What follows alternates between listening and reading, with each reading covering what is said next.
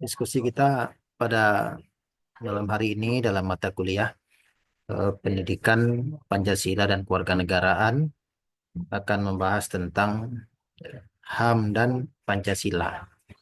Adapun HAM yang dimaksud sini adalah hak asasi manusia. Perlu di perlu dipahami bersama bahwa eh, setiap negara di dunia ini pasti memiliki perlindungan HAM-nya masing-masing. Kenapa demikian? Karena memang lahirnya sebuah negara itu justru adalah untuk perlindungan atau penegakan HAM bagi manusia atau bagi warga negaranya. Ya. Orang mendirikan negara karena ingin HAM-nya itu terlindungi. Karena kalau tidak bernegara, HAM itu akan sulit untuk ditegakkan. Ya, seperti Indonesia sendiri pernah mengalami dulu di era penjajahan, bagaimana hak asasi manusia itu eh, direbut ya oleh penjajah sehingga sulit untuk eh, kita nikmati. Nah, maka kita berupaya keras untuk merdeka agar HAM itu dapat kita nikmati dengan ya sebaik-baiknya.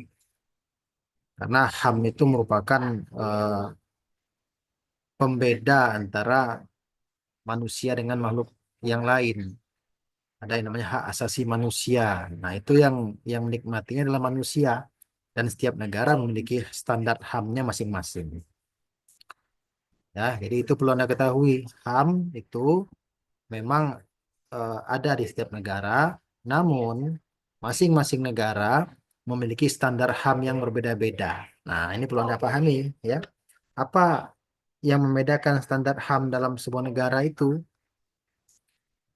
Yang pasti adalah berpangkal dari ideologi masing-masing negara. Ya. Ideologi sangat mempengaruhi bagaimana HAM itu ditegakkan. Misalnya, Amerika dengan ideologi liberalnya. Maka HAM di negara Amerika itu adalah HAM yang berorientasi kepada perlindungan hak asasi individu. Karena memang eh, mereka negara yang individualis. Mereka mengakui hak asasi manusia itu terletak pada hak-hak individu setiap warga negara. Oleh karena itu, maka itu yang harus dijamin oleh negara. Setiap warga negaranya dapat menikmati hak asasi individu itu. Maka kebijakan-kebijakan yang dibuat oleh negara diperuntukkan bagi pelindungan hak asasi individu, ya. Nah, itu contoh bagaimana HAM itu diimplementasikan dalam sebuah negara. Nanti lahirlah undang-undang, berbagai macam undang-undang yang melindungi hak asasi manusia itu. Kalau di Amerika individu berarti undang-undangnya eh, mengacu kepada pelindungan hak individu. Misalnya eh, di Amerika ada undang-undang yang melegalkan prostitusi, undang-undang yang melegalkan perjudian, undang-undang yang melegalkan pernikahan sama jenis dan sebagainya. eh, eh, itu dianggap sebagai hak asasi manusia, walaupun mungkin di negara lain itu dianggap hal yang salah. Nah, tapi karena itu di Amerika dianggap hak asasi individu, hak asasi manusia, maka negara menjamin hal-hal tersebut dapat terlaksana dengan baik. Nah, misalnya lagi, bagaimana HAM itu ditafsirkan di negara komunis, ya. Sebagaimana yang pernah saya jelaskan bahwa di negara komunis itu HAM itu ditafsirkan sebagai hak asasi masyarakat. Ya, tidak ada hak asasi individu dalam negara komunis. Hak asasi dianggap adalah hak asasi masyarakat. Nah, maka sama dengan konsep di Amerika tadi, seluruh kebijakan pemerintah negara itu diorientasikan untuk melindungi hak-hak sosial masyarakat, bukan individu. Bahkan negara boleh mengambil hak individu atau mengurangi hak individu itu untuk perlindungan hak sosial masyarakat. Itu negara komunis. Itu sesuai pula dengan falsafah ideologi negaranya yaitu komunisme, ya, atau sosialisme. Contohnya, misalnya di negara komunis tidak ada penguasaan tanah itu milik orang perorangan secara pribadi, individu. Namun tanah itu dikuasai oleh negara untuk seluruh masyarakat. Jadi orang silakan mau mendiami wilayah-wilayah negara itu, tapi tanahnya milik negara. Kalau suatu saat negara ingin mengambil untuk kepentingan umum, harus dikembalikan. Nah, itu konsep negara komunis, ya. Nah, nah begitu ya. Artinya HAM itu dia sangat dipengaruhi oleh ideologi negaranya. Ya, karena kan saya sering menjelaskan bahwa kedudukan ideologi dalam sebuah negara itu seperti fondasi bagi sebuah bangunan atau rumah. Artinya didirikannya bangunan berbentuk negara itu terlebih dahulu didirikan dulu, dibangun dulu fondasinya berupa ideologi. Nah, makanya dari ideologi itulah nanti nilai-nilainya itu masuk ke dalam berbagai pengaturan-pengaturan negara ya untuk diterapkan kepada masyarakat. Nah, lalu bagaimana HAM dan Pancasila itu sendiri? Bagaimana HAM menurut perspektif Pancasila itu sendiri? Ya, nah ini ya yang ingin saya jelaskan dalam konteks ini. Eh, Menurut Pancasila, jika kita bandingkan dengan misalnya ideologi liberal dan komunis tadi, kalau negara liberal itu dia melindungi hak asasi individu, sedangkan di negara komunis melindungi hak sosial masyarakat, ya, yang sebetulnya dua hal itu adalah hakikat kodrat manusia, ya. Sebetulnya hakikat kodrat manusia itu dua sebetulnya, sebagai makhluk individu dan sebagai makhluk sosial. Nah, ini yang perlu Anda pahami. Itu hakikat kodrat manusia yang diberikan oleh Tuhan, dia sebagai makhluk individu dan sebagai makhluk sosial. Itu hakikat kodrat manusia. Artinya kedua sisi itu merupakan hal yang ada pada diri manusia itu, makhluk individu dan makhluk sosial. Nah, sedangkan di negara liberal tadi dia hanya mengakui hak asasi individu saja. Sedangkan di negara komunis hanya mengakui hak sosial masyarakat saja. Dia mengambil salah satu perspektif. Ya, itu karakteristik ideologi mereka. Nah, Pancasila sendiri, nah ya ini di sini ya poinnya. Pancasila sendiri dia mengakui hakikat kodrat manusia itu tetap dua itu, sebagai makhluk individu dan sebagai makhluk sosial. Ya, karena itu merupakan hakikat kodrat manusia yang diberikan oleh Tuhan. Kan ingat ya, saya sering mengatakan Pancasila itu kausa primanya adalah agama ya yang turunkan oleh Tuhan. Maka nilai-nilai agama itu tetap menjadi nilai pokok bagi Pancasila itu sendiri, bro. Karena sila yang pertama itu adalah sila ketuhanan, keagamaan. Itu dari Tuhan asalnya, baru turun ke sila-sila yang lain. Nah, maka nilai apa, pandangan agama terhadap hak asasi manusia ya yang berupa hakikat kodratnya makhluk individu dan makhluk sosial itu itulah yang diambil oleh Pancasila sebagai perspektif pelindungan HAM di dalam negara Pancasila itu gitu. Artinya HAM di negara Pancasila itu dia memandang dari kedua sisi itu, memandang manusia sebagai makhluk individu dan memandang manusia sebagai makhluk sosial. Bagaimana pembagiannya? Seimbang, proporsional dan seimbang. Ya, artinya perlindungan hak asasi individu itu penting menurut Pancasila dan perlindungan hak sosial masyarakat juga penting menurut Pancasila. Seimbang dalam pelaksanaannya, tidak ada yang lebih penting dari yang lain. Nah, di sini letak perbedaan antara ideologi Pancasila dengan ideologi liberal dan ideologi komunis. Nah, nilai itulah yang nanti masuk ke dalam seluruh penataan negara ini, ya, kebijakan-kebijakan pemerintah diarahkan kepada perlindungan hak asasi individu dan hak sosial masyarakat itu secara seimbang, ya. Beda dengan negara liberal atau komunis tadi yang menyandarkan pada satu sisi. Kalau di negara liberal, dia negara Pancasila seimbang, ya. Kedua-duanya itu sama penting menurut ideologi Pancasila. Itu, ya. Ini ini sesuai dengan teori yang disampaikan oleh Noto Nagaro yang yang dikutip oleh Kailan mengatakan bahwa hakikat kodrat manusia itu sebagai makhluk individu dan makhluk sosial. Maka penataan atau nilai-nilai yang terkandung dalam sila-sila Pancasila itu tetap berorientasi kepada kedua sisi itu.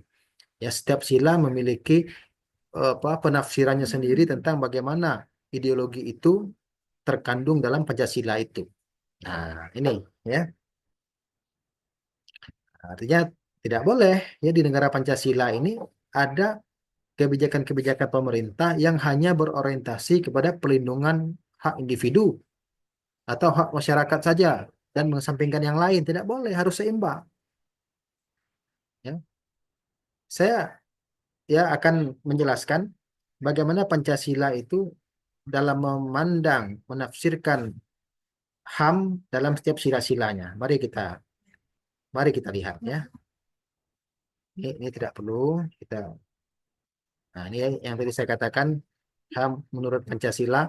Pancasila memandang HAM sebagai keseimbangan antara hak asasi manusia secara individu dan hak asasi manusia secara sosial masyarakat ya. Nah, ini ini apa bagaimana kedudukan HAM dalam Pancasila itu ya.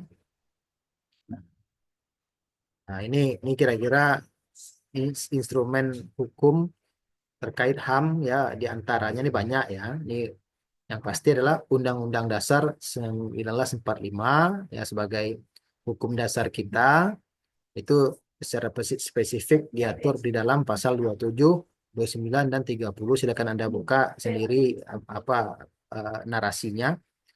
Ini instrumen hukum dalam penjaminan HAM ya walaupun setiap undang-undang itu eh, ada HAM di sana.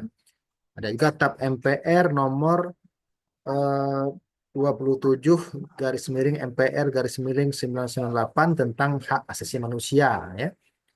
Ada juga Undang-Undang nomor 39 tahun 99 tentang hak asasi manusia. Undang-Undang nomor 26 tahun 2000 ya tentang apa?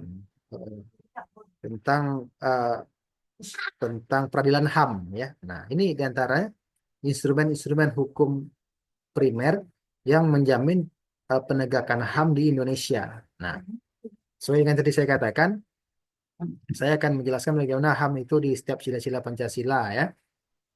Nah, ini HAM di Indonesia. Ada hak asasi pribadi misalnya, ada hak asasi ekonomi, hak asasi politik ya. Nah, ini diantaranya ada hak asasi mendapatkan perlakuan yang sama di muka hukum, hak asasi sosial dan kebudayaan, hak asasi mendapatkan perlakuan dan tata cara peradilan ya dan pelindungan ya. Nah, ini diantara hak-hak asasi yang terdapat di dalam Pancasila itu sendiri ya.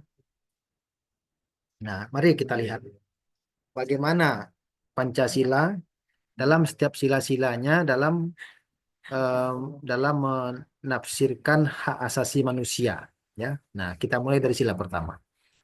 Sila pertama ya sebagaimana yang kita pahami bersama bahwa sila pertama itu dia mengandung mengandung nilai-nilai tentang religiusitas, nilai ketuhanan atau nilai keagamaan ya.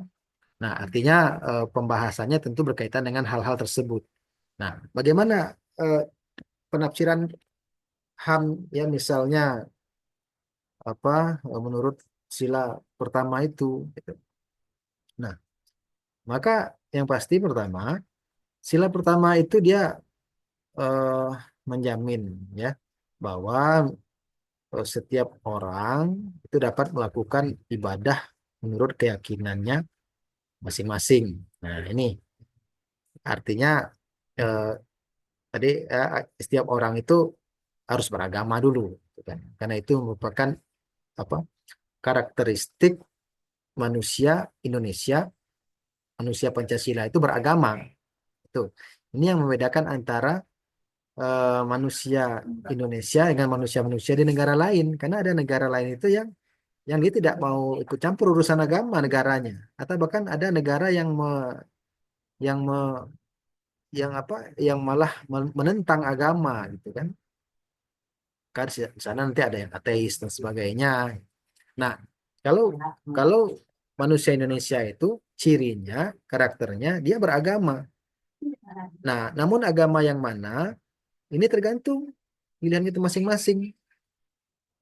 Ya, maka dikatakan di sini ya hak asasi dalam melakukan ibadah menurut keyakinannya masing-masing. Artinya agama itu eh, setiap orang boleh ya dalam memilih agama yang dia yakini kebenarannya dan dia akan menjalani itu dengan sebaik-baiknya. Ya. Mau agama Islam silakan, Katolik silakan, Protestan silakan. Hindu, Buddha, Konghucu silakan saja. Yang penting yakin bahwa itulah jalan yang lurus, jalan yang benar, jalani masing-masing. Nah, antar pemeluk agama tidak boleh saling menghina, ya, saling saling merendahkan, saling mencaci dan sebagainya. Nah, di sini, ya, di sini bagaimana nilai-nilai itu masuk, ya. Kita punya agama yang Islam, misalnya jalani agama itu, ibadah silakan, yang Kristen juga silakan, tanpa saling menghujat dan sebagainya. Ya. Ya. Hak kemerdekaan beragama bagi setiap orang untuk memilih serta menjalankan agamanya masing-masing, gitu kan? Kan hal ini ya sebetulnya apa sesuai dengan Al-Quran sebetulnya. Ya, dikatakan seperti pada ayat Al-Quran, lakum dinukum waliyadin. Ya, untukku agamaku, untukmu agamamu. Jadi artinya ya setiap kita punya agama dan kita jalani agama itu masing-masing sesuai dengan keyakinan kita. Ya, nah, itu sila pertama itu ya. Lalu juga hak bebas dari pembedaan ras, warna kulit, jenis kelamin, bahasa, ya, agama. Ya, ini kemanusiaan ya. Ini nilai kemanusiaan yang ada di sila pertama itu sebetulnya sesuai dengan nilai kemanusiaan yang ada dalam agama itu sendiri. Karena agama apapun ya di dunia ini itu pasti tidak ada agama yang mendukung adanya diskriminasi ya terhadap ras, warna kulit, jenis kelamin, ya bahasa tidak ada. Semua agama itu dia toleran gitu. Tidak ada agama yang keras. Kalau ada agama yang keras itu sudah salah dalam beragama. Nah, ini kan nilai agama. Kan nilai ini nanti yang turun menjadi sila kedua. Kan saya sudah menjelaskan bahwa Pancasila itu dia sifatnya hierarkis piramidal. Hierarkis artinya artinya Pancasila itu dia berjenjang. Ya, tidak boleh ditukar-tukar karena berjenjang tadi. Sila pertama dulu, baru lahir sila kedua, baru lahir sila ketiga, seterusnya sampai sila kelima. Tidak boleh tukar yang tiga naik ke satu, satu turun ke dua, lima naik ke empat. Tidak boleh, karena anak tangganya akan beda nanti.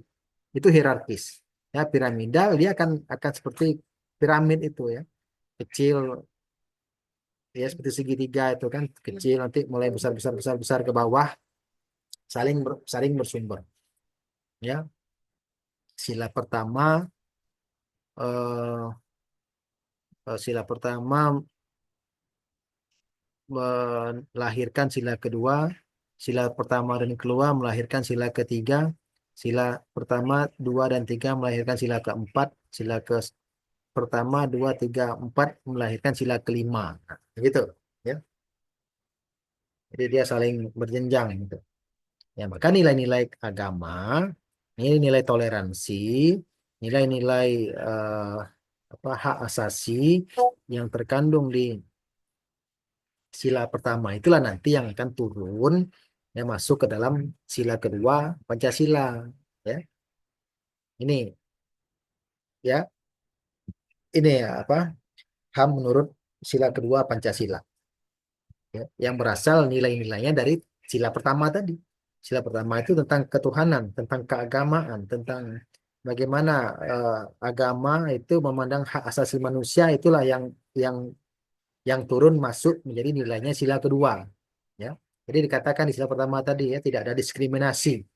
Itu nilai agama tuh terhadap hak asasi manusia. Tidak ada diskriminasi menurut agama tentang manusia ini.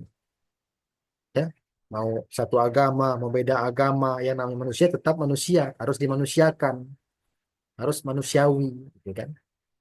Ya. Nah, apa misalnya sila kedua ini? Ya, tentu saja sila kedua itu dia bicara tentang kemanusiaan. Ya. Kemanusiaan itu adalah hubungan sesama manusia. Kalau pertama pembahasannya tentang ketuhanan.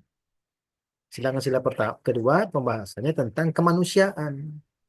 Maka nilai-nilai ketuhanan itu yang masuk menjadi nilai-nilai kemanusiaan. Bagaimana hubungan sesama manusia itu adalah hubungan sesama manusia yang berasal dari ketuhanan, yang berasal dari perintah agama. Nilai-nilai agama itulah yang menjadi pedoman bagaimana eh, kemanusiaan menurut sila kedua ini. Ini misalnya pertama, hak pengakuan terhadap martabat manusia, dignity of man. Ya. Hak pengakuan terhadap martabat manusia yang tadi itu di sila pertama tadi kan ada tidak ada diskriminasi baik itu agama, warna kulit, ras, etnis, golongan dan sebagainya. Inilah sebagai pengakuan terhadap hak asasi terhadap martabat manusia. Ya, dignity of man ya, pengakuan terhadap martabat manusia. Martabat itu harga diri. Setiap manusia punya harga diri dan harga diri itu harus dihormati, harus diakui oleh manusia lain. Karena disitulah cara kita dalam memanusiakan manusia. Kalau itu tidak kita lakukan, maka tidak ada bedanya manusia itu dengan makhluk seperti hewan, tumbuhan. Nah, maka pengakuan terhadap martabat manusia dengan cara menghormati, menghargai sesama, tidak ada diskriminasi terhadap apapun. Nah, ini sebagai dignity of man, sebagai pengakuan terhadap hak asasi atau terhadap martabat manusia itu, ya. Nah, itu. Lalu, ya tentu HAM ada hak asasi manusia atau human right ya. Sebagai yang tadi saya jelaskan, dia keseimbangan antara hak asasi individu dan hak asasi masyarakat secara seimbang proporsional. Itulah cara HAM dalam oke cara Pancasila dalam memandang HAM itu hak kebebasan manusia, human freedom. Nah, oke. Bicara HAM berarti berbicara kebebasan. Nah, di sini ini ada poin penting yang saya jelaskan. Kebebasan dalam apa eh, dalam Pancasila itu dalam memandang hak asasi manusia bukanlah kebebasan yang sebebas-bebasnya seperti di negara liberal. Kalau negara liberal memang yang namanya kebebasan itu adalah mutlak. Yang namanya hak asasi individu, walaupun dia mungkin bertentangan dengan moralitas agama, tapi kalau itu adalah hak asasi individu yang dijamin oleh Universal Declaration of Human Rights, maka itu harus dijamin. Maka negara harus memberikan itu betul-betul kepada warga negaranya. Tidak peduli ya itu kurang bermoral, sepanjang itu HAM, negara harus memberikan. Itu sebagai contoh tadi ya, yang saya contohkan di Amerika bagaimana mereka melindungi prostitusi, melindungi LGBT, melindungi apa perjudian. Itu dianggap hak asasi bagi mereka. Itu kebebasan. Nggak boleh negara menahan-nahan karena itu hak asasi manusia yang dijamin oleh Universal Declaration of Human Rights. Nah, sedangkan kalau di negara komunis sendiri ya sangat sangat sedikit yang namanya kebebasan itu ya. Semua dikekang oleh negara dengan alasan untuk kepentingan bersama itu. Nah, kalau bagi Pancasila, kebebasan itu ditafsirkan sebagai kebebasan yang bertanggung jawab. Ada moralitas yang menempel dalam kebebasan itu. Artinya ada batasan di tengah-tengah. Itu sebagai implementasi dari apa eh, perlindungan HAM itu secara seimbang antara hak individu dan sosial tadi. Artinya secara individu HAM harus dijamin karena itu hak karena Pancasila mengakui. Tapi kebebasan individu ya haruslah dibatasi atas kebebasan orang lain karena ada kepentingan umum di sana yang harus juga dijaga. Maka tidak boleh kita mentang-mentang kita ada kebebasan individu karena kebebasan itu kita mengganggu kepentingan umum. Maka tidak boleh. Nah, demikian. Misalnya apa? Ya, contoh sederhana aja. Ya, kita misalnya hari libur ya santai di rumah, setel musik kencang-kencang ya sampai mengganggu tetangga. Nah, itu kan sudah sudah melampaui ya, sudah kurang etis ya. Nah, maka harus ada batasan tadi. Ya, kebebasan manusia menurut Pancasila itu adalah kebebasan yang bertanggung jawab. Ada tanggung jawab di sana, ada moral di sana. Ya ada etik di sana karena disitulah karakter dari kemanusiaan sila kedua itu ada etik ya ada tanggung jawab, ada moral. Dari mana asal? Dari sila pertama. Ah, itu. Ya. Apalagi misalnya, hak mendapatkan kedudukan yang sama di depan hukum dan berhak atas perlindungan hukum yang sama. Nah, ini bagaimana negara dalam menegakkan hukum itu harus adil kepada seluruh warga negaranya. Setiap warga negara berhak untuk mendapatkan jaminan hukum, perlindungan hukum yang sama, tidak dibeda-bedakan. Ya, si kaya, si miskin, yang ini elit politik, yang ini rakyat jelata, dibedakan hukum, nggak boleh. Negara harus adil dalam menegakkan hukum itu, harus adil, arif, dan bijaksana. Tidak boleh tebang pilih. Kalau memang orang bersalah, hukum sesuai dengan ketentuan yang berlaku. Kalau memang tidak bersalah, bebaskan. Ya. Tapi di sini keadilan hukum menurut Pancasila itu bagaimana? Ya, bukanlah keadilan yang sifatnya apa komutatif. Kalau menurut teori Montesquieu, komutatif itu artinya sama rata ya. Tidak boleh juga begitu. Harus distributif sesuai dengan kapasitas masing-masing.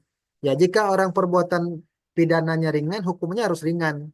Jika pidananya berat, hukumnya harus berat. Kalau yang dicuri itu cuman apa radio tape, ya hukumannya paling berapa bulan aja lah, atau tahun. Tapi kalau yang dicuri itu uang negara miliaran, triliunan, hukumnya harus berat. Jangan sebaliknya, ya, yang mencuri radio tape dihukum berat, yang mencuri uang negara miliaran, triliunan malah malah ringan hukumannya. Udah terbalik. Itu mudah-mudahan nggak ada di sini ya di negara kita. Nah, adanya persamaan derajat ya, persamaan apa namanya hak dan persamaan kewajiban antar sama manusia, persamaan derajat, persamaan hak, kewajiban antar sesama manusia harus ada, harus sama ya. Kita harus sama dalam memandang itu. Tidak boleh memandang manusia dari kekayaan, dari jenis kelamin, warna kulit, ya, sukunya, agamanya, nggak boleh, harus sama, ya, sama derajat kita sama manusia itu, hak dan kewajibannya sama sebagai manusia, as human, sama.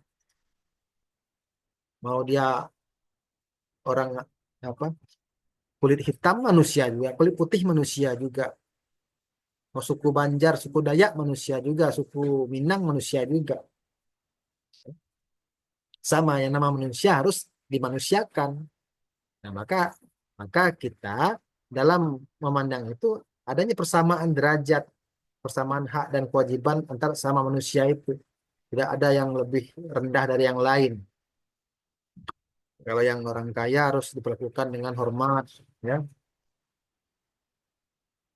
Kalau yang miskin eh, di sesukanya aja, itu yang tidak boleh, ya. Harus adil ya dalam memperlakukan sesama manusia itu. Gitu. Nah, ya kita teruskan. Itu sila kedua tadi ya. Sila kedua artinya dia berbicara tentang eh, kemanusiaan ya. Bagaimana intinya adalah kita dapat memperlakukan orang lain itu sesama manusia itu secara adil ya. Tidak membeda-bedakan atas status sosial tertentu ya. Mau agama apa, mau suku apa, mau asal daerah mana, mau warna kulit apa, itu semuanya manusia yang harus kita hormati, hargai sebagai sesama manusia. Itu sebagai perintah dari Tuhan. Kan sila kedua itu kan dari sila pertama tadi tentang agama kan, Tuhanan, kan nilainya seperti itu. Nah, itu ya sila sila kedua. Bagaimana dengan sila ketiga? Sila ketiga ya itu bicara tentang persatuan. Persatuan Indonesia. Persatuan artinya ada kekompakan di sana, ada kebersamaan di sana. Sila ketiga ini bersumber dari nilai sila kedua. Harus ada dulu yang namanya kemanusiaan, humanity, baru bisa kita bicara persatuan. Karena yang bersatu itu manusia. Tanpa adanya rasa kemanusiaan, ya, rasa toleransi, tenggang rasa sesama manusia, saling menyayangi, menghargai, tidak mungkin bisa adanya persatuan itu. Kalau dari awal sudah bermusuhan, ya, itu tidak akan bisa bersatu. Maka syarat bisa terwujudnya persatuan itu harus didului oleh adanya kebersamaan, adanya rasa saling mencintai, menyayangi, memiliki, ya, di sila kedua itu. Baru kita bisa bicara persatuan di sila ketiga. Nah, di sini ya bagaimana turunan dari sila kedua itu masuk menjiwai sila ketiga. Ya, maka ya sila ketiga itu maka misalnya kita karena kita ini kan bicara persatuan Indonesia. Yang bersatu itu adalah baik itu wilayahnya maupun warga masyarakatnya yang bersatu itu. Ya sebetulnya persatuan dan kesatuan. Persatuan itu merujuk kepada wilayah, kesatuan merujuk kepada rasa. Wilayahnya bersatu, Indonesia NKRI. Tapi rasanya ada kesatuan. Harusnya ada rasa kesatuan itu. Kalau cuma persatuan aja tanpa rasa kesatuan, itu bisa pecah nanti. Tinggal nunggu waktu aja. Sebaliknya, ada rasa kesatuan tapi tidak ada persatuan, ya tidak ada artinya. Tidak ada kekuatan. Maka persatuan dan kesatuan itu. Nah, bagaimana itu bisa terwujud? Ya, nah, ingat, saya sering mengatakan bahwa Indonesia ini adalah negara plural. Ya, negara plural. Artinya plural. Indonesia ini tersusun atas berbagai macam perbedaan, baik itu agama, suku, adat budaya, daerah, bahasa, warna kulit, ya, dan sebagainya itu bermacam-macam.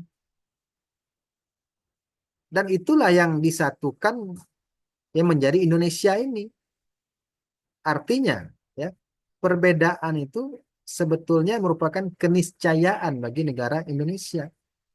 Keniscayaan itu maksudnya hal yang memang sudah terjadi dan tidak bisa dirubah.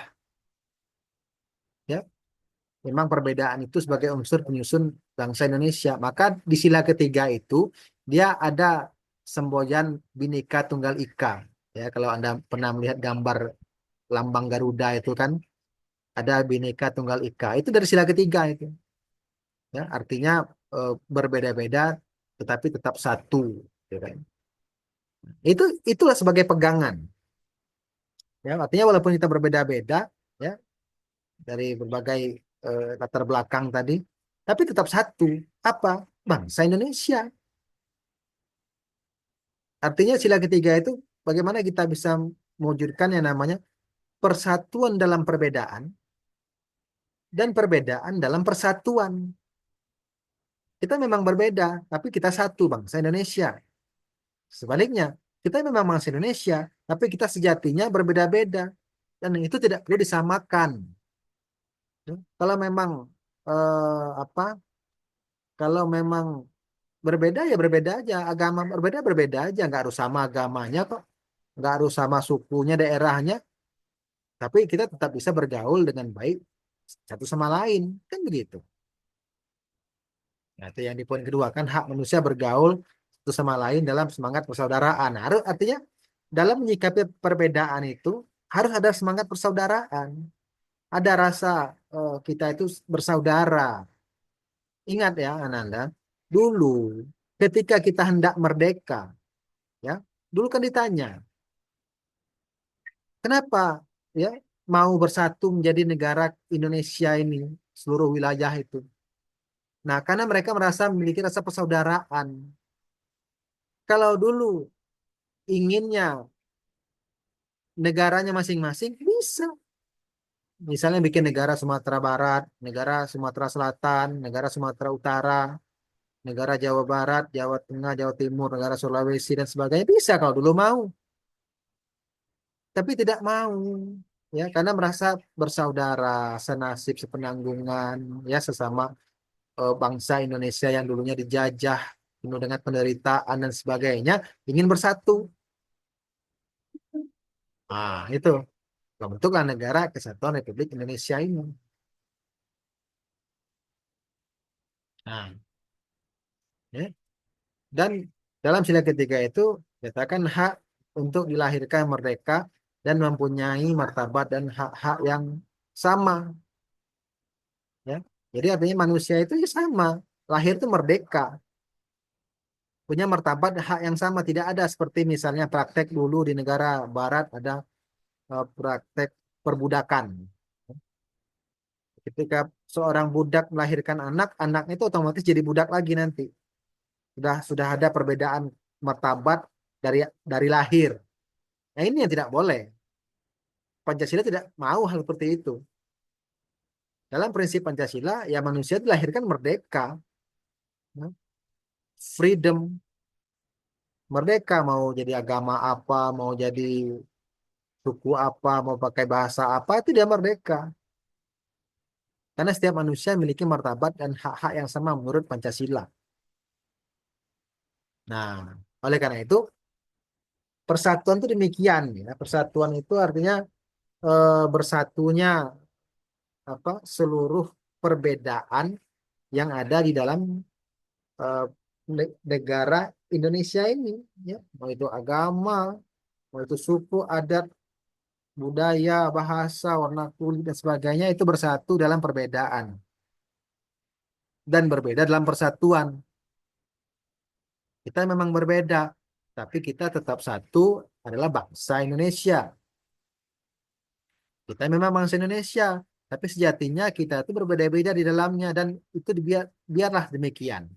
Tinggal saja dijaga dengan sikap rasa persaudaraan, rasa toleransi, tenggang rasa terhadap sesama, maka itu akan terjaga.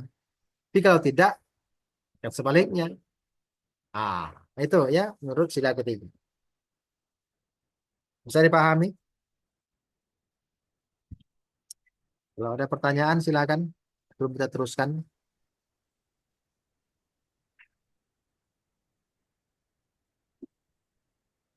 Oke, terus ya. Lanjut, Pak. Ada pertanyaan? Iya, Pak. Ya, silakan Devi. Nggak ada? Oh, itu enggak terus ya. Nah, bagaimana dengan sila keempat? Oke, Lanjut, inti ya. Pak. Oh, mau tanya silakan.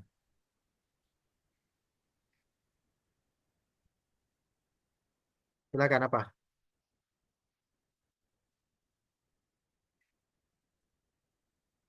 Silakan. Saya beri ruang bertanya, silakan.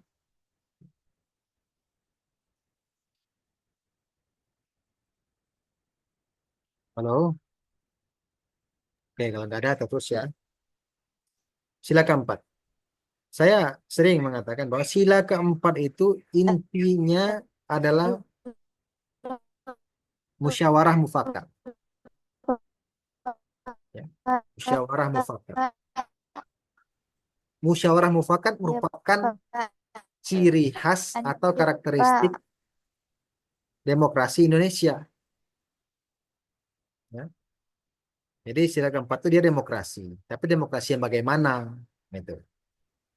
Ingat ya, eh, banyak negara-negara di dunia ini yang mengklaim dirinya sebagai negara demokrasi. Amerika negara demokrasi, ya. Meksiko negara demokrasi, Cina negara demokrasi,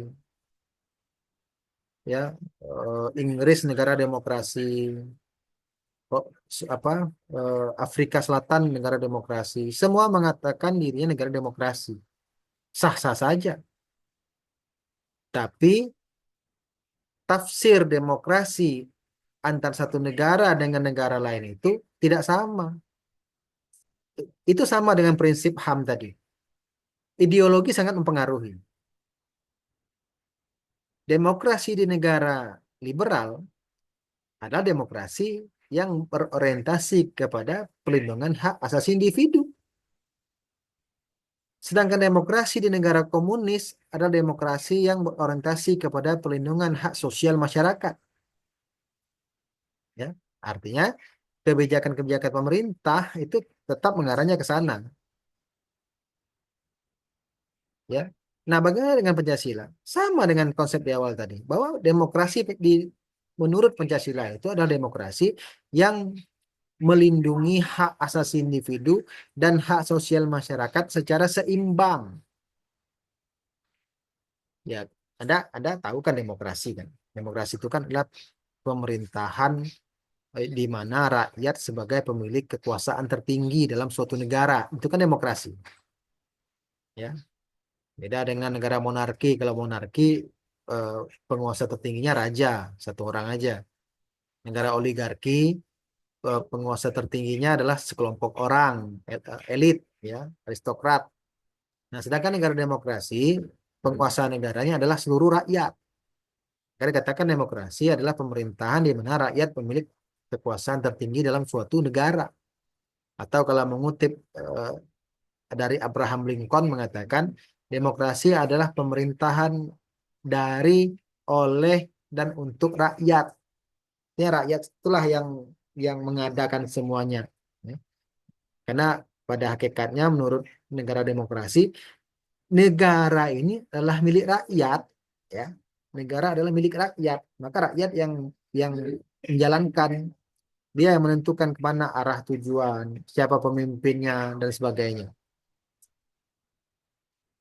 Nah, maka misalnya di Indonesia, ya, kita negara demokrasi.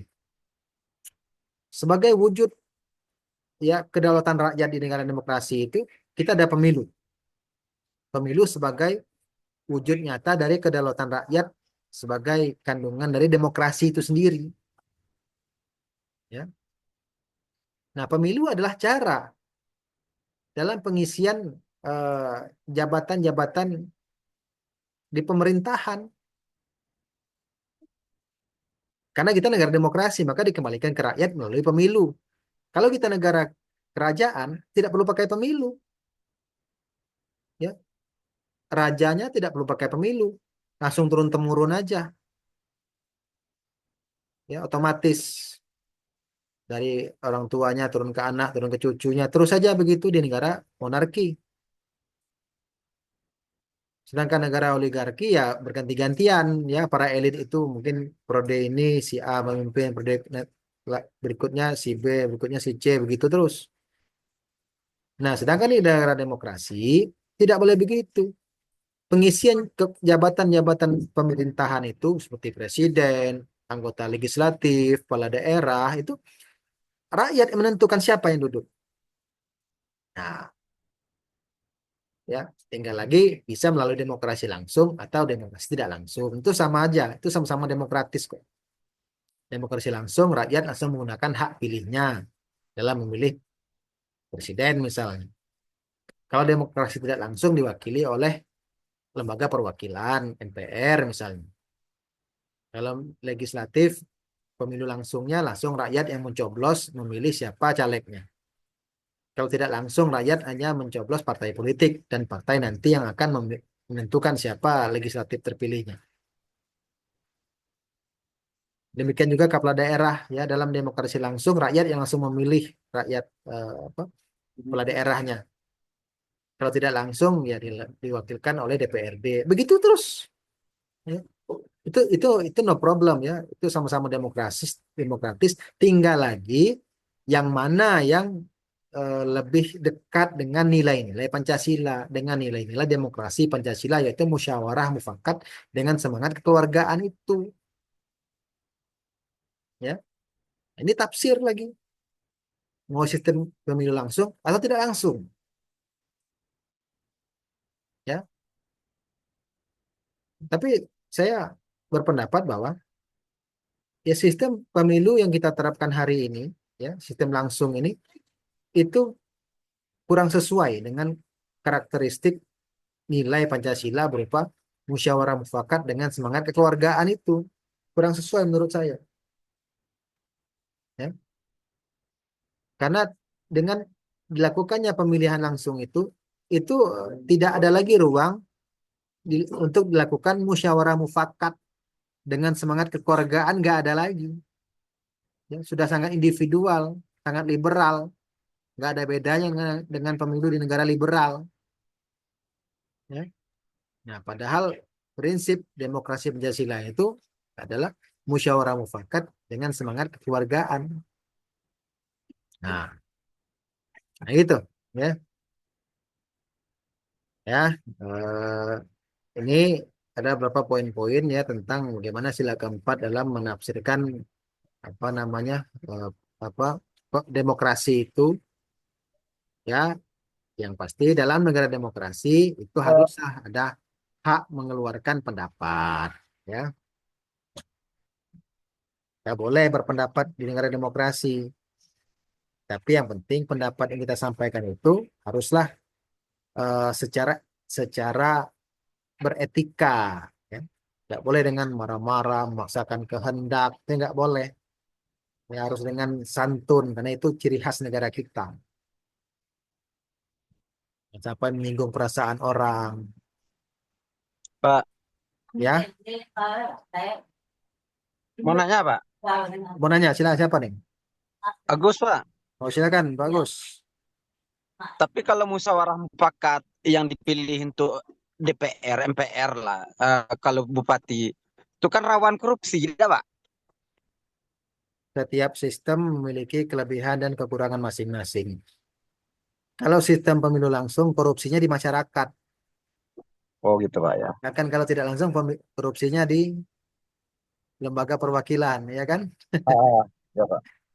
Coba lihat jelang pemilu langsung, baik itu legislatif ataupun kepala daerah, uang yang beredar Inti, itu sangat intinya Pak, banyak dan itu ke dua masyarakat sisi kan? itu, Hah? intinya kan dua sisi ada kelebihan, ada kekurangan, berarti Pak. Pasti. Nggak ada yang sempurna kok. Ya Pak. Kalau sistem tidak langsung, korupsinya di legislatif kan? Di lembaga perwakilan. Itu sistem itu nggak ada yang sempurna sebetulnya.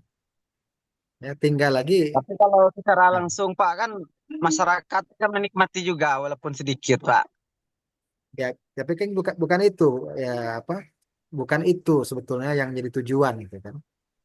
Oh ya Pak. Itu kan penyimpangan. Sebetulnya tidak boleh money politik itu kan. Baik di pemilu langsung maupun tidak langsung tidak boleh adanya money politik. Tapi dalam prakteknya dilakukan. Nah, problemnya begini. Eh, kalau di negara yang sudah maju, apanya kualitas manusianya, itu sistem apapun yang dijalankan itu kecil lah kemungkinan eh, gagalnya itu.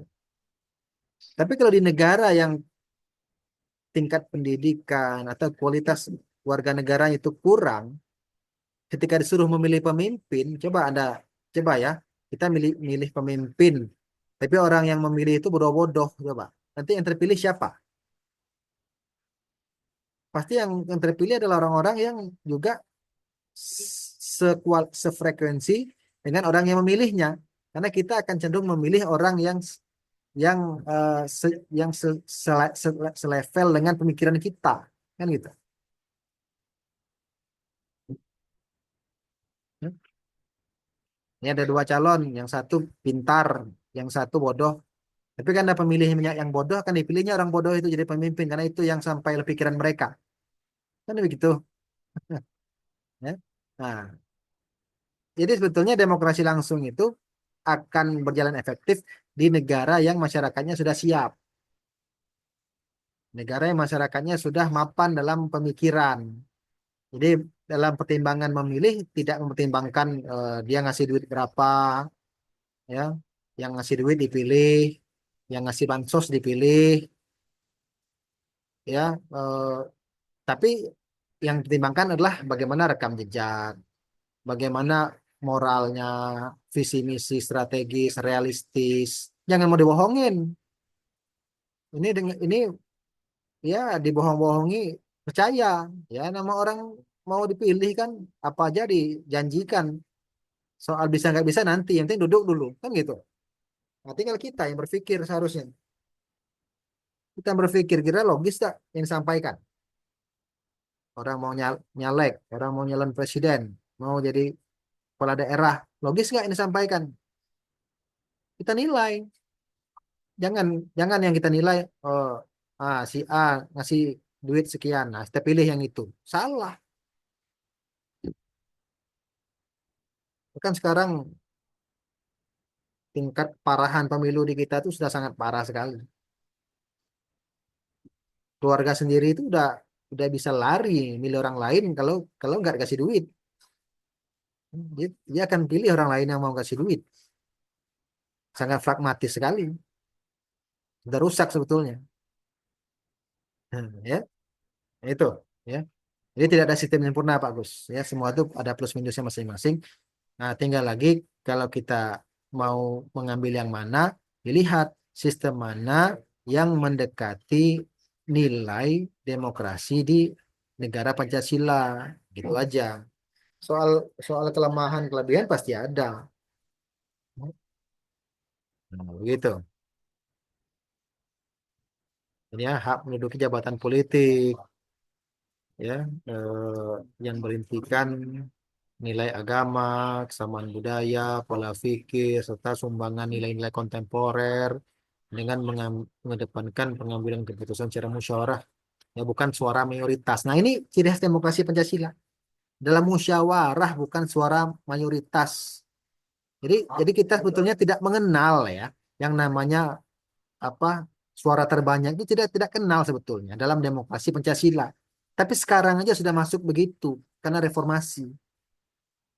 Ingat Pak Hatta, wakil presiden kita dulu pernah mengatakan, demokrasi Pancasila itu adalah demokrasi yang diangkat dari demokrasi desa. Yang mana demokrasi desa itu adalah musyawarah mufakat dengan semangat kekeluargaan yang diliputi oleh eh, hikmat kebijaksanaan. Nah, itu yang diangkat menjadi demokrasi Pancasila, demokrasi negara. Bukan diangkat dari demokrasi liberal, salah. Namun faktanya yang kita pakai sekarang adalah demokrasi liberal, sangat liberalis, individual. Dan itu tidak sejalan dengan sila keempat Pancasila, yaitu musyawarah mufakat dengan semangat kekeluargaan. Itu ya. Oke, sebelum kita teruskan ke sila kelima, ada pertanyaan silakan.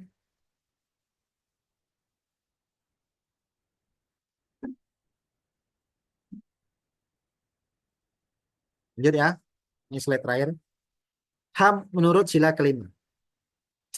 Sila kelima itu inti nilainya adalah ke apa keadilan sosial, keadilan, keadilan sosial bagi seluruh rakyat Indonesia.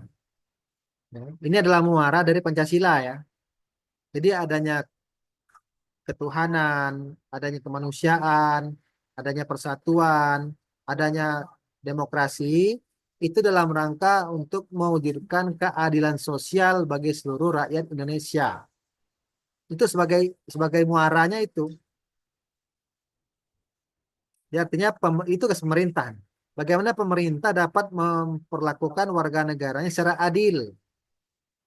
Adil yang tadi saya katakan tidaklah sama rata, tapi adil secara distributif. Memberikan sesuatu kepada warga negara itu sesuai dengan kapasitasnya. Tidak harus sama rata, dapat semua enggak. Itu komunis yang begitu.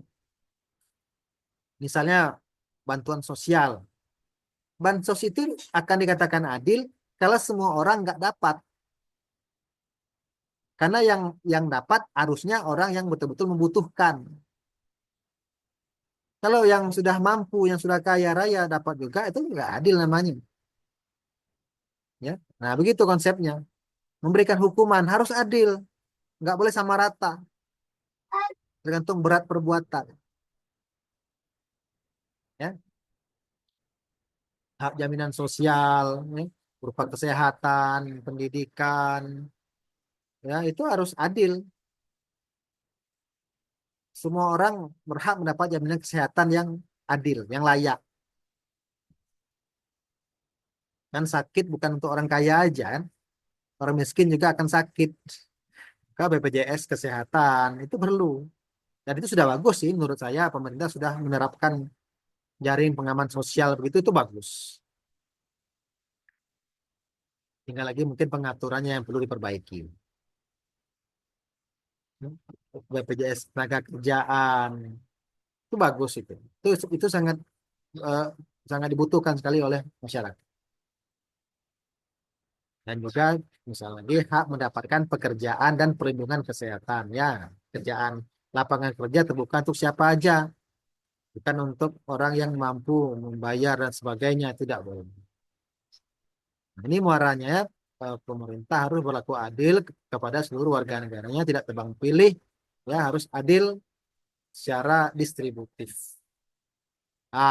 Itu ya. Jadi eh, begitu cara Pancasila dalam memandang hak asasi manusia itu, yang intinya keseimbangan antara hak asasi individu dan hak sosial masyarakat secara seimbang, proporsional. Dan itu menjiwai lahirnya berbagai macam kebijakan di negara Indonesia ini. Nah, demikian ya.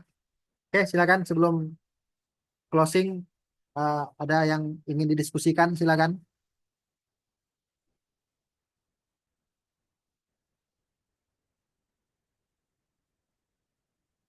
Ya, absennya saya screenshot aja ya. Itu yang ada di sini inilah berarti yang hadir ya. Iya, Pak. Siapa?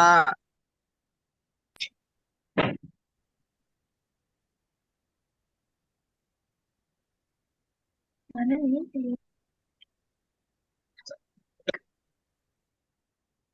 Jadi yang nggak ada nih ya salam lah.